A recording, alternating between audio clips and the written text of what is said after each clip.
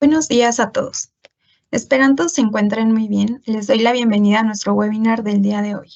A través del programa de Equilibrio Desk y Desk Plus, traemos a nuestros proveedores que nos traen información relevante sobre invertir con propósito a mediano plazo. Les cedo la palabra a mi buen amigo Fer Mondragón, quien nos ayudará a presentar a nuestro proveedor y nos platique de qué trata. Como siempre, a nuestra audiencia los invitamos a escribir sus preguntas y comentarios en el chat y al término de la sesión les responderemos con mucho gusto. Sin más preámbulo, les cedo la palabra a Fer. Buenos días y bienvenidos. Gracias, Lupita, gracias por todo. Bueno, nuevamente, muy buenos días. Les doy a todos la más cordial bienvenida. Invierte con propósito, alcanza tus metas a mediano plazo, como bien lo dijo Lupita, que ofrecen nuestros programas de Equilibrio Desk y Desk Plus en el pilar de educación financiera. En este webinar nos van a hablar sobre estrategias de inversión de mediano plazo, cómo lograr nuestros objetivos financieros en el mediano plazo. Les recuerdo que como parte de nuestro programa de educación financiera que llevamos durante el año, tenemos en Desk, se darán pláticas al respecto. Más adelante tendremos una plática que nos hablarán de largo plazo y otros temas financieros importantes. Para eso les pido que estén atentos. Estas pláticas las tenemos cada mes. Para eso quiero presentarles a Juan Carlos, quien nos va a hablar sobre este importante tema. Juan Carlos es actualmente el director general de gestión patrimonial en GBM. GBM es Grupo Bursátil Mexicano, institución financiera con más de 35 años de experiencia y líder en cuentas de inversión. Juan Carlos tiene más de 20 años de experiencia en finanzas e inversiones. Es licenciado por la Universidad de Texas en Austin y tiene un propósito, un objetivo, que es el de convertir a México en un país de inversionistas. Al final de la plática, como siempre, Lupita nos va a ayudar a leer sus preguntas y comentarios para que nos ayude a Juan Carlos a responderlas. Bueno, sin más preámbulos, le cedo la palabra a Juan Carlos y gracias por estar con nosotros, Juan Carlos. Bienvenido. Gracias, Fernando, y gusto estar de nuevo aquí con todos ustedes para esta plática de metas a mediano plazo. Y quisiera empezar nada más recapitulando un poco de la presentación de la vez pasada de las metas de corto plazo. Y explicar un poco dónde va una meta de mediano plazo en lo que vimos anteriormente con las metas de corto plazo. Las metas de corto plazo eran realmente para un tiempo de horizonte de 1 a 3 años. Y es básicamente una meta que platicamos que era para establecer un fondo de reserva. Y el fondo de reserva, lo importante de un fondo de reserva es para que esté ahí invertido en algo de muy bajo riesgo, como son los CETES del Gobierno de México, o bonos del Tesoro de Estados Unidos, o bonos de empresas de alta calidad, que tienen madurez en los bonos de menos de 2 años. Y esto es para que justamente el dinero mantenga el poder adquisitivo con la inflación, que nos den rendimientos al par o por encima de la inflación, pero que no esté invertido en algo que tenga mucha volatilidad o riesgo, ¿no? Porque es algo que igual lo vamos a necesitar en el corto plazo.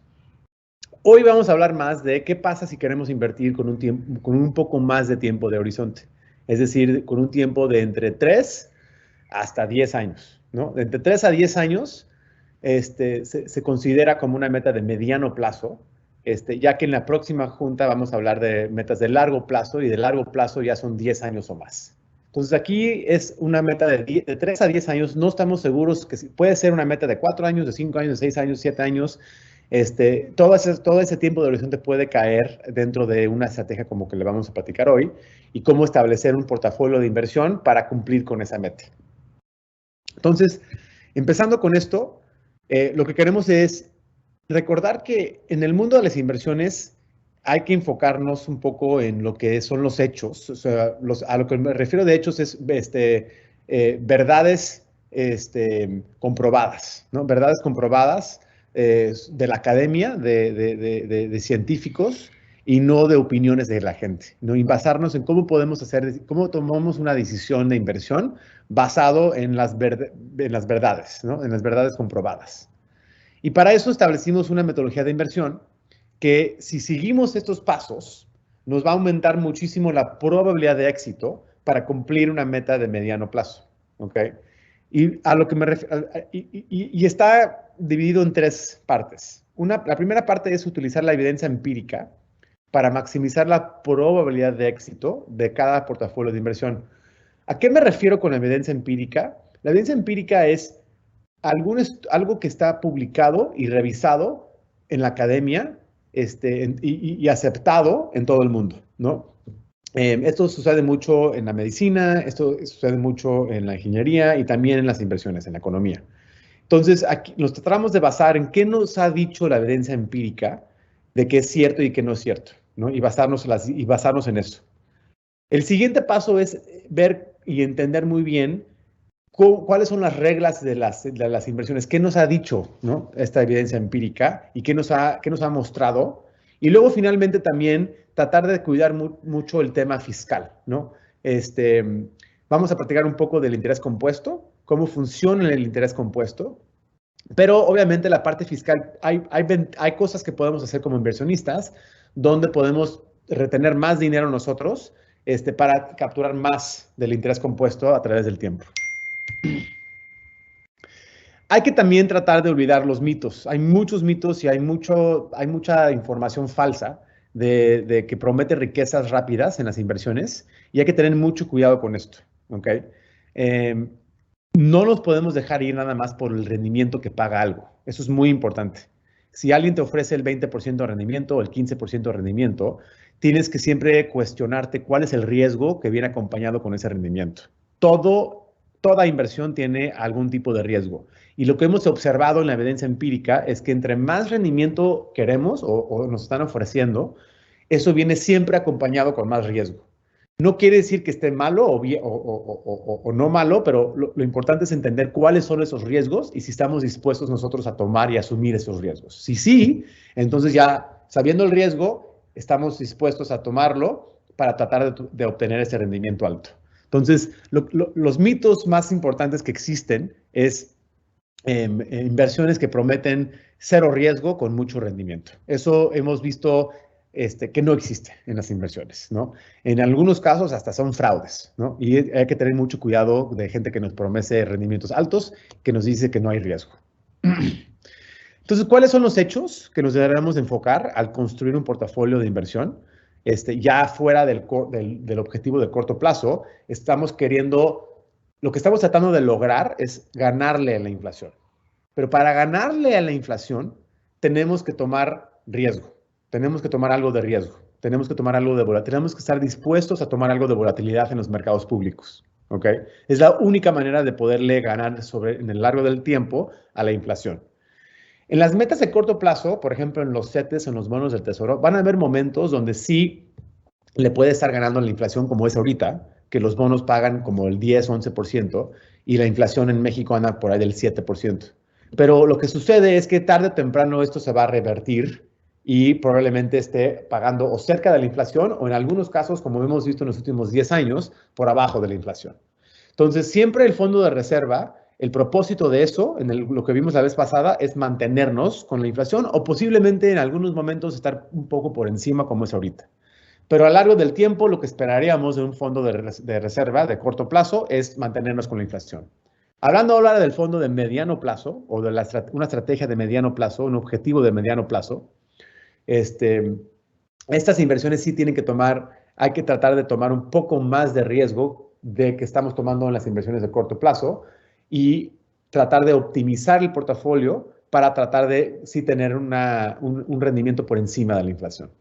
Para hacer eso, de la manera más eficiente es seguir los hechos. ¿Cuáles son los hechos? Pues el primer hecho es que el riesgo y el rendimiento van de la mano. ¿Ok? Saber que entre más riesgo buscamos, entre más rendimiento buscamos, más riesgo viene acompañado. 2, que la diversificación es la única realmente ganga que existen en los mercados. ¿Ok? Al invertir en diferentes activos podemos reducir nuestro riesgo total sin sacrificar el rendimiento. Esto es una gran ventaja que tenemos en los mercados públicos que nos permite diversificar a través de muchos activos. Podemos invertir en bienes inmuebles, podemos invertir en acciones, podemos invertir en bonos de renta fija, en bonos de gobiernos, en bonos de empresas, en recursos naturales. Tenemos muchas opciones para diversificar un portafolio y reducir el riesgo que pueda tener. Otra cosa que hemos visto es que en el largo plazo, ¿no? Estamos hablando aquí de más de 15, 20 años, ¿no? La gran mayoría de los inversionistas no le ganan al mercado ajustado por riesgo. Lo que quiere decir esto es que la gran mayoría de los inversionistas, hasta los profesionales, tienen rendimientos por abajo del rendimiento que te da el mercado. ¿Ok? ¿Por qué es esto? Porque el mercado es algo, es de las cosas más competitivas que existen en el mundo, como hemos platicado en sesiones pasadas. Todo el mundo realmente está invirtiendo, ¿no? Entonces todo el mundo está tratando de ganarle al mercado. Y lo que vemos es que el rendimiento del mercado es el promedio del rendimiento de todo el mundo. Entonces, por cada persona que le gana al mercado, tiene que haber alguien que no le gana al mercado por la misma cantidad. Entonces, a medida que buscamos mayores rendimientos, también tenemos que estar conscientes que debemos de estar dispuestos a tomar más riesgo, y ahorita vamos a platicar de qué tanto riesgo puedes estar cómodo con un portafolio de mediano plazo, con una meta de mediano plazo. Todo esto tiene una evolución, o sea, no es algo que nada más inventamos nosotros. Tiene una evolución de cómo hemos aprendido en la academia y en la práctica, que nos ha llevado a encontrar estas verdades comprobadas, ¿no? Estos hechos. Todo empezó en 1950 con Harry Markowitz, que de hecho acaba de fallecer este año, premio Nobel. Él estableció para mucha gente lo que fue la teoría del portafolio moderno, ¿no? De Modern Portfolio Theory, se dice en inglés. Y él estableció un poco la búsqueda en cuál sería la manera más óptima de invertir. Tobin y Sharp después encontraron que esta fórmula realmente es replicar los mercados, todos los mercados del mundo, ¿no? Tratar de replicar el desempeño de todas las acciones, de todos los bonos, de toda la renta fija, de todos los recursos naturales y de todos los bienes inmuebles. ¿Cómo podemos replicar esos rendimientos diversificando lo más que podamos y a bajo costo? Fama luego descubrió su hipótesis, que también ganó un premio Nobel, de que los mercados son, él tiene la tesis de los mercados eficientes, ¿no? De que realmente los mercados observan toda la información disponible en tiempo real y procesa esa información de inmediato, lo cual se vuelve muy difícil tratar de encontrar esas gangas. Luego ya después Jack Bogle con Vanguard, que fundó Vanguard, y Ray Dalio, empezaron a usar todo esto y empezaron a implementarlo en la práctica. Y es justo lo que usamos ahorita en GBM para tratar de aumentar la probabilidad de éxito de nuestros clientes al invertir. Esto es un poco un ejemplo de un portafolio de corto plazo, mediano plazo y largo plazo, para darle un poco de contexto en dónde estamos hablando ahorita en términos de riesgo y rendimiento. Un portafolio de mediano plazo, como pueden ver aquí en el círculo del medio, ¿no? Es un portafolio diversificado a través de muchos activos. Lo que quieres aquí lograr es tratar de no solamente invertir en un activo como bienes inmuebles o como recursos naturales o acciones, sino que tratar de diversificar el portafolio lo más que se pueda a través de todos los activos del mundo. ¿Ok? Esto nos permite tratar de capturar el flujo de dinero de cómo se está moviendo de un activo al otro. Por ejemplo, van a haber momentos donde los bonos igual y son más favorables que las acciones. Van a haber momentos también donde los recursos naturales igual y son más favorables que las acciones. O van a haber momentos donde las acciones son más favorables que todos. El problema es que no sabemos realmente cuándo va a suceder esto. O sea, cuándo va a ser el perfecto momento para invertir en acciones más que en otros activos o en bienes inmuebles. Entonces, lo que logramos aquí es invertir en todos los activos. Cada uno de esos activos independientemente tienen una probabilidad de rendimiento positivo en el futuro, ¿no? Todos deberían de ganar dinero en el futuro por la pura oferta y demanda y por la inflación. Lo que sucede con la inflación es que la inflación hace que nuestro dinero, ¿no?, valga menos en el futuro. Pero a la misma vez, la inflación también hace que los activos suban de precio. ¿Ok? Entonces, lo peor que podemos hacer en el largo plazo es dejar el dinero abajo en el colchón. Porque así estamos garantizados de perder dinero, ¿no? Garantizados. Porque sabemos que vamos a estar perdiendo poder adquisitivo. Si estamos queriendo mantenernos con la inflación, entonces podemos considerar una inversión, como vimos la vez pasada, de corto plazo y dejar el dinero en bonos de corto plazo. Si queremos ganarle a la inflación, ¿ok?, sí tenemos que tomar algo de volatilidad, algo de riesgo. ¿Qué tanto volatilidad o qué tanto riesgo podemos tomar? Eso va a depender mucho de nuestro tiempo de horizonte. Entonces, en este ejemplo, estamos hablando de una meta de mediano plazo, por lo cual se recomienda invertir y diversificar a través de todos los activos del mundo para bajar lo más que podamos la volatilidad o el riesgo que podría tener el portafolio, pero a la misma vez tener algo de riesgo para que sí le podamos ganar a la inflación, para así tener rendimientos por encima de la inflación. ¿Ok?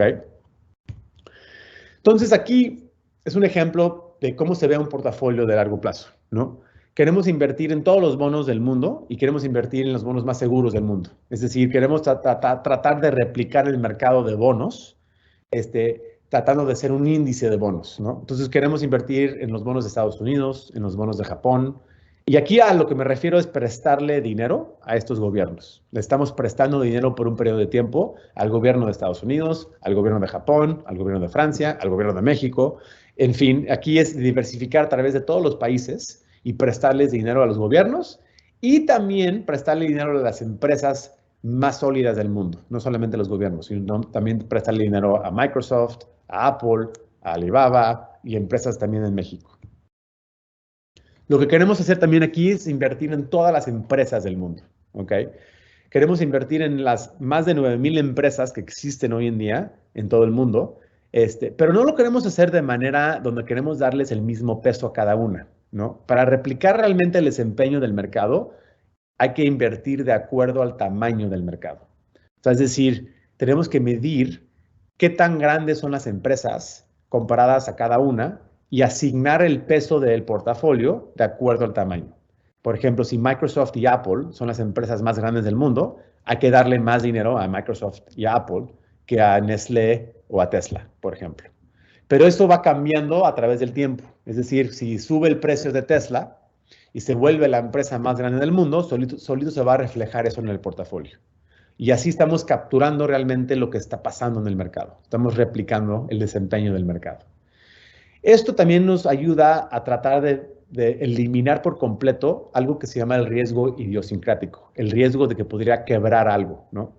Entre más diversificamos, estos riesgos, en inglés que se dicen tail risks, ¿okay? Estos riesgos de que podemos perder todo nuestro dinero, se va disminuyendo entre más diversifica uno, ¿no? Entonces, aquí lo que queremos hacer en las empresas es también invertir en todas, para justamente eliminar por completo ese riesgo y solamente tener el riesgo de la volatilidad que nos da. O sea, eso no significa que no podemos tener caídas temporales, ¿no? De donde los precios se ajusten, pero siempre tenemos la confianza de por la diversificación que tenemos, siempre se debe de recuperar esto en el largo plazo.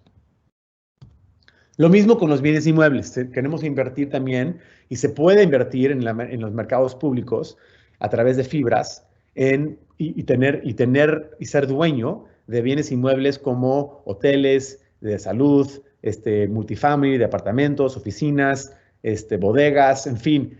Diversificar también todos estos negocios, ¿no? Todos estos bienes inmuebles dan flujos de efectivo en rentas. Y lo que queremos capturar también son esas rentas que están pagando. Así como las empresas pagan un dividendo, aquí la idea es comprar un bien inmueble y ese bien inmueble luego va a dejar una renta y queremos capturar eso también dentro de este portafolio. Y finalmente también queremos invertir en todos los recursos naturales. Los recursos naturales, lo que hemos visto es que nos sirven como, especialmente en tiempos de inflación. Cuando hay mucha inflación en el mundo, como pasó el año pasado, esos activos suben de precio. Es el activo que más protege a uno contra la inflación. Entonces es importante considerar un porcentaje del portafolio a recursos naturales. Y luego lo que debemos hacer es asignar los pesos de cada activo, ¿ok? También de acuerdo al tamaño de cada activo de lo que representa en el mundo. Es decir, hoy en día el mercado de bonos, ese 58%, el dinero de todo el mundo, el 58% está invirtiendo en bonos, ¿ok? Por lo cual tenemos que asignarle entonces un peso del 58% al mercado de bonos. Lo mismo hacemos con las acciones y lo mismo hacemos con los bienes inmuebles. Entonces, de esta manera estamos replicando también los pesos de los activos y dentro de cada activo asignamos también, como mencioné en el ejemplo de empresas, de acuerdo al tamaño. Esto un poco es el desempeño que ha tenido un portafolio de mediano plazo, ¿ok? Diversificado. Como pueden ver, no es un rendimiento, es un rendimiento del 147% en dólares. En pesos es un poco arriba del 200%. Entonces, duplicas 2 veces, o sea, haces 2 veces tu dinero en casi 20 años, 20 y tantos años. Pero esto también, como pueden ver, sí existen inversiones que pueden dejar aún más dinero que esto. Ahora, esto le está ganando por mucho a la inflación y estás muy diversificado. Y va a tener mucho menos volatilidad que si solo invirtiéramos en la parte de acciones del portafolio. No, la parte de las acciones es la que más volatilidad, pero es la que más rendimiento tiene. Y vamos a hablar más de eso en la próxima sesión con las metas de largo plazo. Esto es una idea de qué pasa, cómo se puede comportar una inversión, cómo pueden ver subidas y bajadas, ¿no? Aquí pueden ver claramente las bajadas que ha tenido. Ninguna inversión va a tener una línea recta, ¿no? Que no va a tener volatilidad si estamos tratando de ganarle a la inflación. La única inversión que no va a tener nada de volatilidad va a ser una inversión de deuda de corto plazo, como vimos la vez pasada para las metas de corto plazo. Pero si ya estamos tratando de tener un poco más de tiempo con nuestras inversiones, una meta de mediano plazo le debe de ganar a la inflación, ¿no? En el tiempo que estoy diciendo, de 3 a 10 años, pero eso va a venir acompañado con algo de volatilidad, algo de movimiento, ¿no? En los portafolios. Y bueno, pues finalmente aquí lo que quiera yo dejarles es este código otra vez. Tenemos unos asesores listos para darles una sesión gratuita. Si quieren aprender más de cómo construir un portafolio de mediano plazo, escuchar realmente cuáles son sus metas de mediano plazo, porque como dije, puede variar mucho el tiempo de horizonte de 3 a 10 años. Puede ser que tenemos una meta para comprar una casa en 6 años, puede ser que tenemos una meta para mandar a nuestros hijos a la colegiatura en 9 años.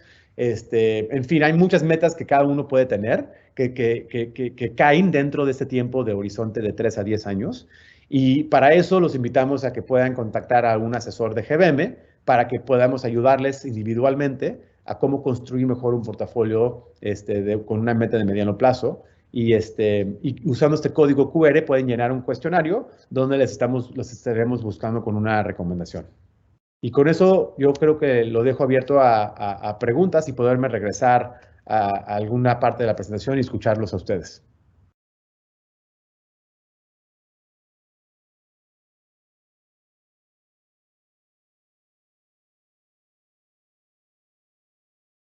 Gracias. Muy bien, tenemos aquí algunas preguntas. Voy a irlas realizando. Dice, ¿recomiendas los fondos de inversión y exactamente qué son? Perdón, ¿se cortó? ¿Cuál es la pregunta? Sí, dice, ¿recomiendas los fondos de inversión y exactamente qué son?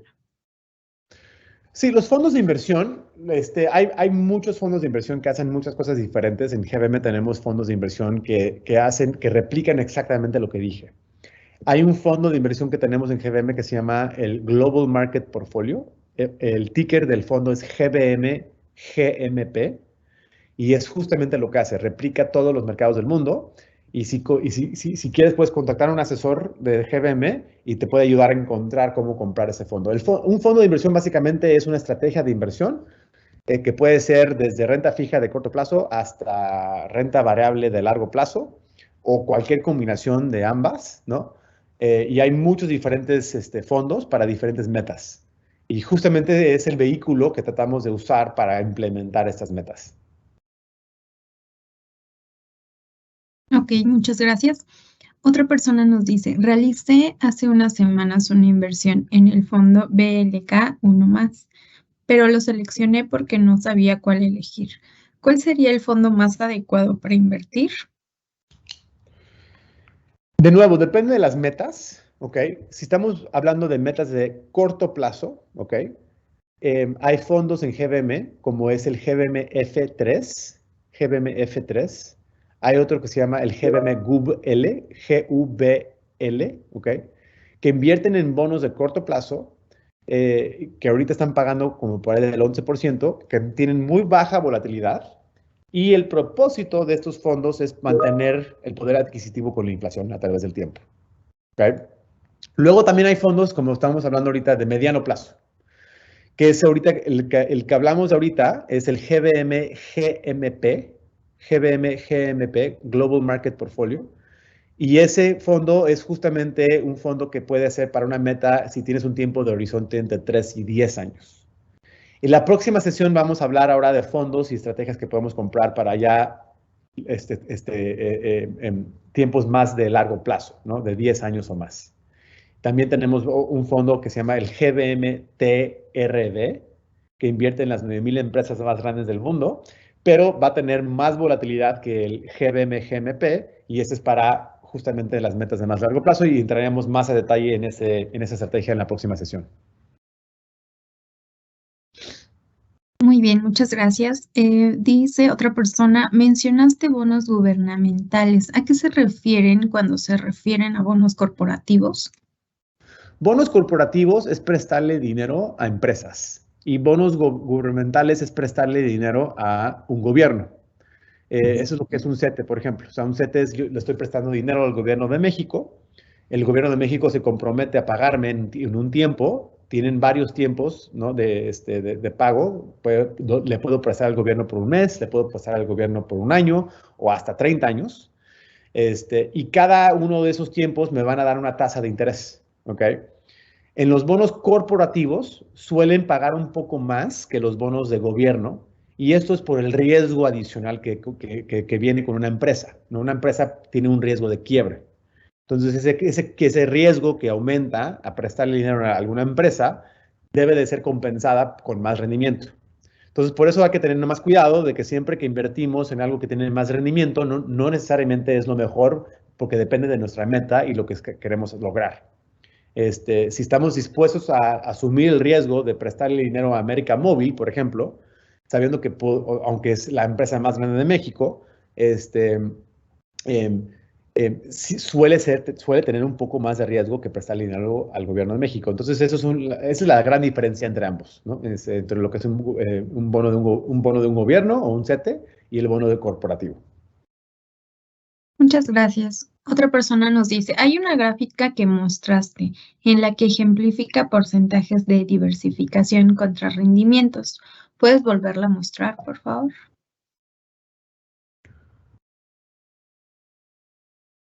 Diversificación, ¿cuál es esta? Veremos a ver si nos contesta la persona. Dice, buenos días, ¿se requiere de algún monto inicial para invertir para que me apoye un asesor de GBM? Sí, la asesoría en GBM, tenemos dos tipos de asesorías. Tenemos una asesoría digital que viene acompañado de un asesor digital, más bien que es una experiencia donde nos dices tus metas y un algoritmo de nosotros te va ayudando y te va acompañando, y eso lo puedes hacer a través de la aplicación de GBM, en un programa que se llama Wealth Management. Para tener ya una sesión con un asesor, para tener un mínimo con ellos, sí pedimos un mínimo de $1,000,000 ahorita, para poder establecer ya una relación 1 a 1 con un asesor de GBM. Pero podemos dar una asesoría a partir de $500. Pero ya para tener una persona dedicada es $1,000,000 que pedimos. Ok.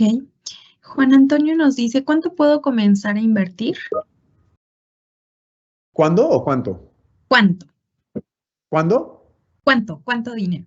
¿Cuánto? De nuevo, aquí va a depender mucho de qué tipo de asesoría o qué tipo de ayuda o qué tipo de inversión estás buscando en hacer. En GBM puedes empezar a invertir desde $100, y eso es más bien abriendo una cuenta en GBM a través de la plataforma de GBM Plus en la aplicación. Puedes bajar la aplicación de GBM en el App Store y ya que sea abierta la cuenta, puedes abrir una cuenta de inversión donde tú puedes gestionar tu propia cartera a partir de $100. Ya si quieres ayuda, tenemos un programa de Wealth Management que te guía a que hagas un portafolio de inversión, ¿no? Te vamos a hacer unas preguntas, y en base a cómo respondes esas preguntas, te vamos a poder ayudar a poner y a construir un portafolio de inversión para las metas o las diferentes metas que tengas. Y eso también tiene que ver con un mínimo de $500. Pero luego, ya hablando con un asesor, de nuevo el mínimo son $1,000,000 para ya tener acceso a un asesor individual. Muchas gracias. ¿Cómo se disfruta un plan de ahorro para el retiro? Es decir, la aseguradora, ¿cómo lo entrega a sus clientes? ¿La aseguradora? Lo menciona. Aquí no hay aseguradora. Aquí realmente lo que sucede es, estás invirtiendo tu dinero.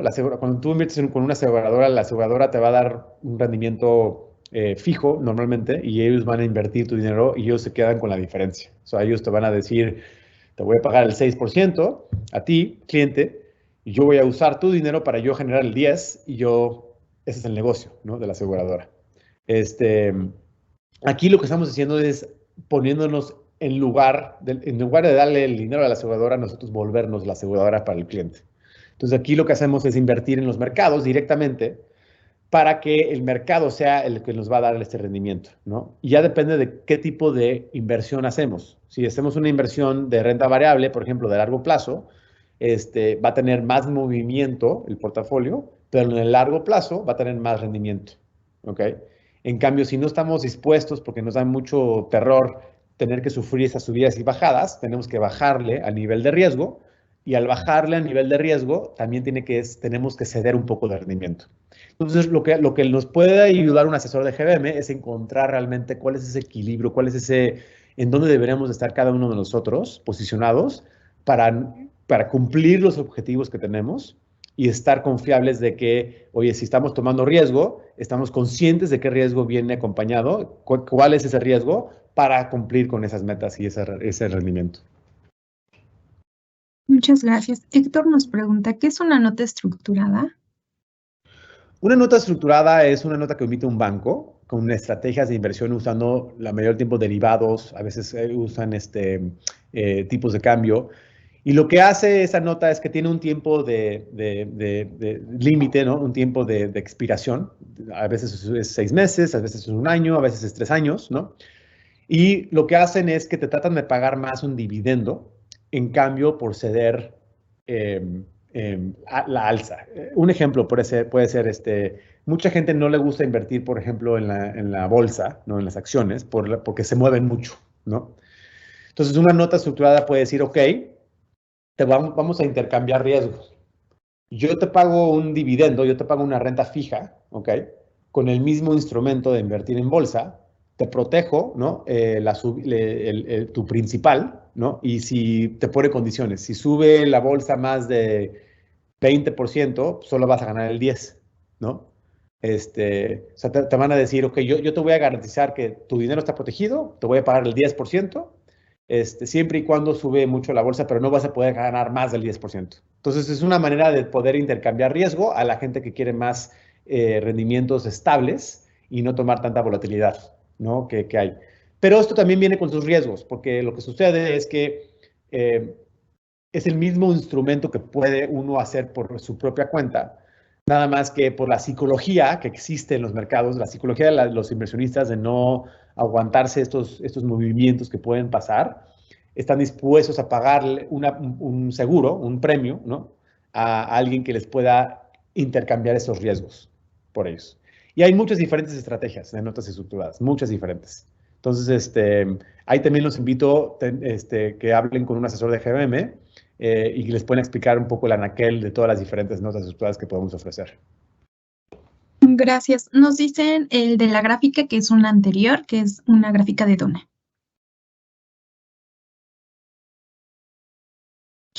Bien. Buen día. ¿A dónde acudir para poder realizar alguna inversión? Para eso, les invito a que tomen una foto aquí y les va a aparecer un cuestionario donde pueden estar contactando a un asesor y estableciendo una junta con un asesor de GBM o les puede guiar a cómo abrir una cuenta directamente con GBM. Muchas gracias. Dice, ¿qué tan recomendable es tener inversiones en S&P 500 y qué porcentaje de inversión sería conveniente? El S&P 500 son las 500 empresas más grandes de Estados Unidos. Es una de las inversiones más comunes que hace la gente. Es una manera fácil y barata de poder replicar el mercado de Estados Unidos, el mercado accionario de Estados Unidos. Yo creo que aquí depende mucho también del tiempo de horizonte y de la meta. Invertir en el S&P 500 tiene un riesgo similar a, ahorita yo estaba hablando de invertir en las 9,000 empresas más grandes del mundo, que es el S&P 500 más todas las empresas de Europa, de Japón, de Latinoamérica, de Asia, no solamente las 500 más grandes de Estados Unidos. Las 500 de Estados Unidos están incluidas allá adentro, ¿no? Y las 500 de Estados Unidos suelen ser de las más grandes del mundo. Es decir, las 3 empresas más grandes del mundo son las mismas 3 empresas más grandes en Estados Unidos. ¿Cuánto deberías de invertir en el S&P 500? Va a depender de nuevo en la meta que tenemos, porque va a tener mucha volatilidad, igual que una inversión en las 9,000 empresas más grandes del mundo. ¿A qué me refiero con volatilidad? Tenemos que estar dispuestos a saber que el S&P 500 puede llegar a bajar hasta un 40%, que es lo que ha pasado, ¿no?, en la historia. Pero ese es el riesgo que hay que asumir para tener un rendimiento con interés compuesto muy alto como es el que ha dado. Entonces, eso es un poco nada más lo que tenemos que evaluar cada uno para decidir cuánto de nuestro patrimonio deberíamos de poner en algo así. Y es algo que podemos ayudar mucho con un asesor en GBM, determinar con ustedes. Muchas gracias. Nos dice, al invertir con ustedes, ¿qué garantías de inversión y cómo amparan ustedes la no pérdida del dinero? Muy buena pregunta. Mira, a diferencia de un banco, cuando ustedes invierten en un banco, cuando hacemos un préstamo con un banco, el banco se vuelve el responsable, ¿no?, de garantizar ese dinero. Ese riesgo es similar a prestarle dinero o comprar un bono de ese banco, porque estamos confiando en el banco que nos puedan pagar ese rendimiento. Con una casa de bolsa como GBM es muy diferente el riesgo de que estamos tomando. Porque aquí GBM no es el responsable de pagarte el dinero, sino que el responsable de pagarte el dinero es la inversión que se hace. O sea, por ejemplo, si compramos Apple a través de GBM, el cliente, el inversionista, es dueño de parte de la empresa de Apple. GBM es solamente un corredor, o sea, simplemente ayuda a facilitar la venta y la compra. Por lo cual, GBM no es el que está pagando ningún rendimiento. El que está pagando el rendimiento es Apple, directamente, la empresa. Entonces, eso también pasa con los bonos, con todas las acciones, con los ETFs. Entonces, el que se vuelve, aquí lo que sucede es que el responsable de que se pague o no se pague de la inversión se vuelve el instrumento que estamos comprando y entender muy bien qué estamos comprando. Por ejemplo, si compramos un fondo de bonos de corto plazo, CETES, ¿no?, el responsable de esos pagos se vuelve el gobierno de México, que estamos prestándole dinero en ese fondo al gobierno de México. O si le estamos prestando dinero a América Móvil, ese es el responsable de hacernos el pago. Esa es la gran diferencia entre una inversión en los mercados o en algo, en una plataforma como es GBM, a un banco. No, un banco, cuando le prestas dinero, es al banco que le estás prestando y el banco se tiene que ser responsable por dar ese pago. GBM está regulado por la CNBV, obviamente. Las cuentas son segregadas, es decir, cuando tú tienes una cuenta en GBM no puede prestar ese dinero a alguien más, no puede usar ese dinero, simplemente lo guarda para el cliente, para que el cliente pueda determinar en qué invertir.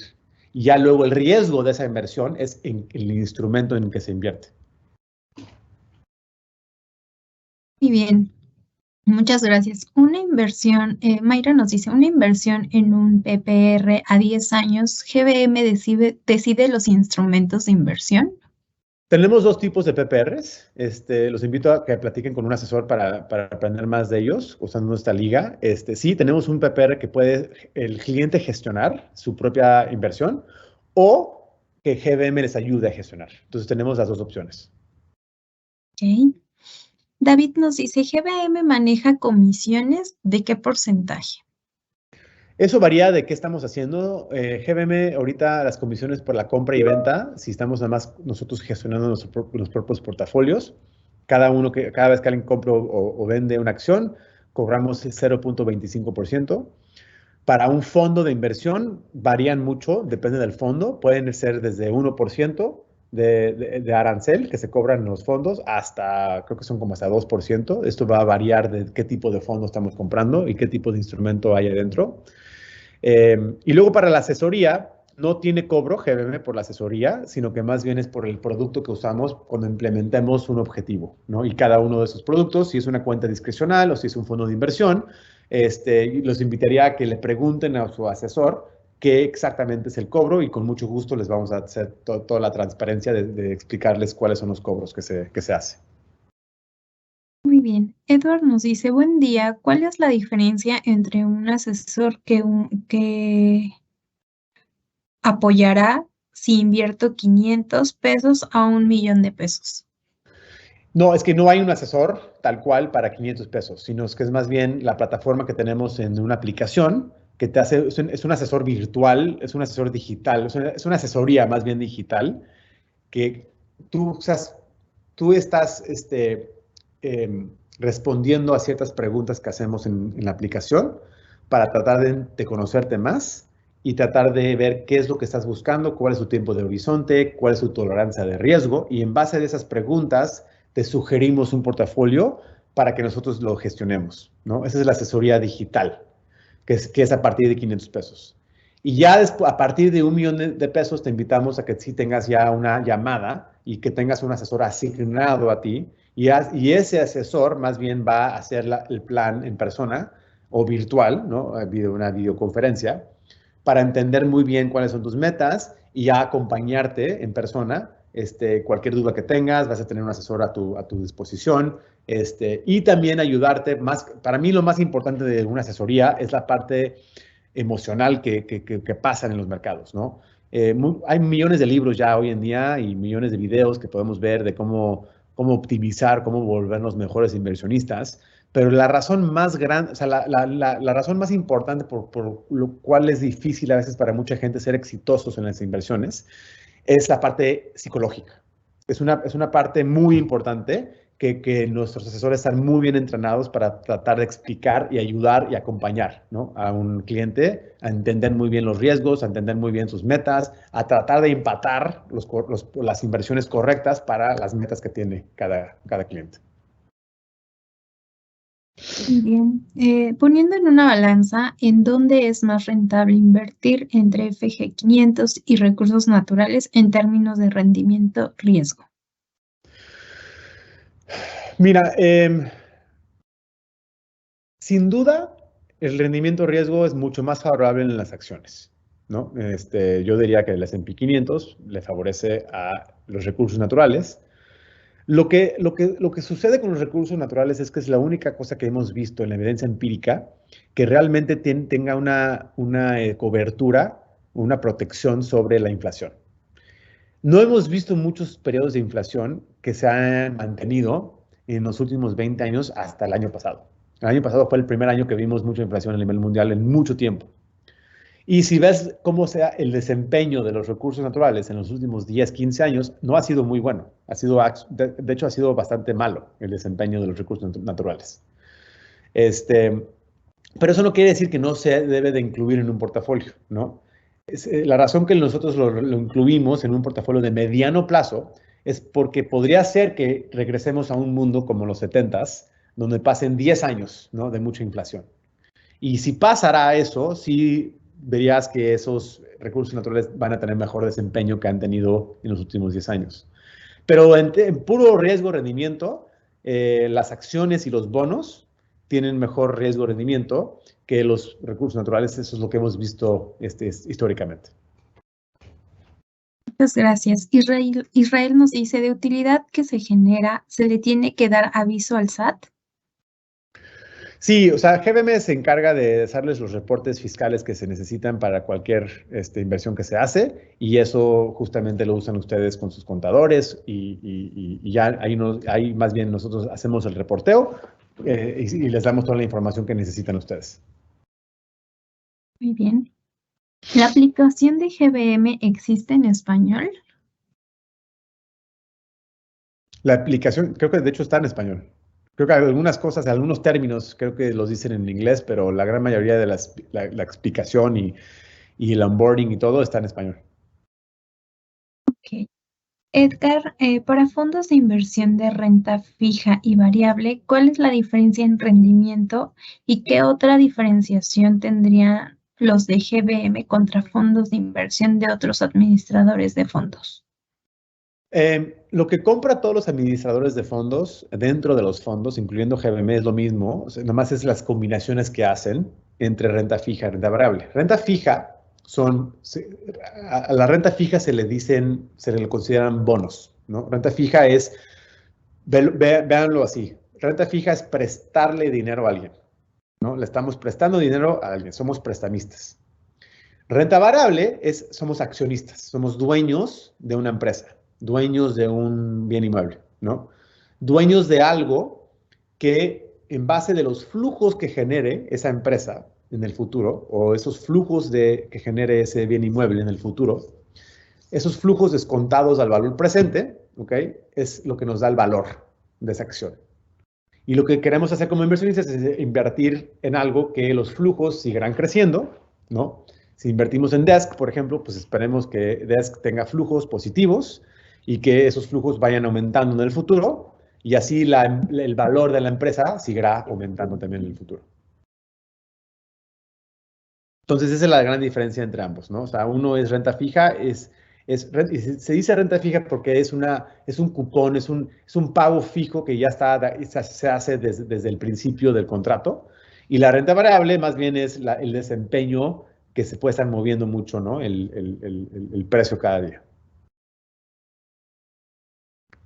Muy bien, creo que hasta el momento concluimos con las preguntas. Fer, Juan Carlos, no sé si quieran agregar algo. Pues no, nomás agradecerles otra vez por su tiempo, muy buenas preguntas y los invitamos a que si pueden contactar con un asesor de GBM, les podemos brindar una asesoría personal y ayudarles en lo que estén buscando en hacer en el mundo de las inversiones. Y de nuevo agradecerles su tiempo. Muchas gracias, Juan Carlos, por el tiempo y la información que nos diste. Y la plática estuvo muy interesante. Y gracias a todos por su participación. Lupita, por ayudarnos a coordinar. Y que tengan muy buen día. Seguimos con este tema de educación financiera. Saludos. Saludos, muchas gracias.